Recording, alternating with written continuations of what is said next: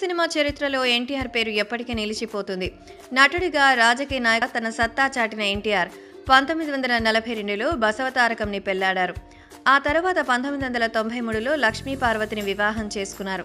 ఇప్పటికీ హీరోగా సినిమాలు చేస్తున్న సీనియర్ నటుడు నాగార్జున తన జీవితంలో 2 సార్లు పెళ్లి చేసుకున్నారు. దివంగత రామానాయుడు కూతురు లక్ష్మిని 1984లో పెళ్లి చేసుకున్నాడు నాగార్జున. వీరికి పుట్టిన సంతానమే నాగచైతన్య. పెళ్లైన 6 ఏళ్లకే ఆమె నుండి విడిపోయారు నాగార్జున. తర్వాత 1992లో హీరోయిన్ అమలను వివాహం చేసుకున్నారు. నటుడిగా, దర్శకుడిగా, నిర్మాతగా సినిమాలకు పనిచేసిన పవన్ కళ్యాణ్ ప్రస్తుతం రాజకీయాలతో గడుపుతున్నారు. 1997లో నందిని అనే అమ్మాయిని పెళ్లి చేసుకున్న పవన్ 2007లో ఆమెకు విడాకులు ఇచ్చారు. ఆ తర్వాత రేణు దేశాయ్తో సహజీవనం చేసి ఆమెను కూడా వివాహం చేసుకున్నారు. 2012లో ఈ జంట విడిపోయింది. ఆ తర్వాత 2013లో అన్నా లెజ్నోవా అనే ఫారెన్ యూత్ని పెళ్లాడారు.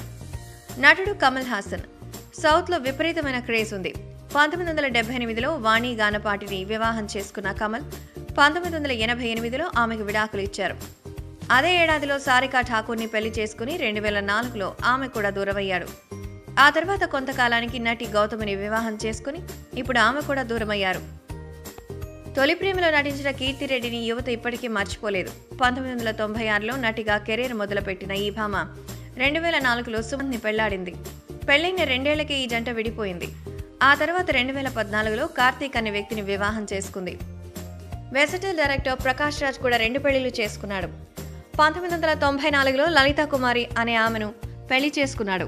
2009లో ఆమెకు విడాకులు ఇచ్చాడు. ఆ తర్వాత 2010లో పోనీ వర్మని వివాహం చేసుకున్నారు. రాధిక 3 పెళ్లిళ్లు చేసుకుంది. మొదట ప్రతాప్ అనే మలయాళ నటుడిని వివాహం చేసుకుని అతడి నుంచి విడిపోయి రిచర్డ్ హార్డీని పెళ్లి చేసుకుంది. అతడికి కూడా విడాకులు ఇచ్చి తమిళ నటుడు శరత్ కుమార్ని పెళ్లి చేసుకుంది. సౌత్లో పలు భాషల్లో నటించిన నటి ఊర్వశి మనోజ్ కే జైన్ని మొదట పెళ్లి చేసుకుంది. అతడికి విడాకులు ఇచ్చిన తర్వాత శివప్రసాద్ని 2013లో వివాహం చేసుకుంది. మా వీడియోస్ మీకు నచ్చినట్లయితే లైక్, షేర్, సబ్స్క్రైబ్ చేయండి.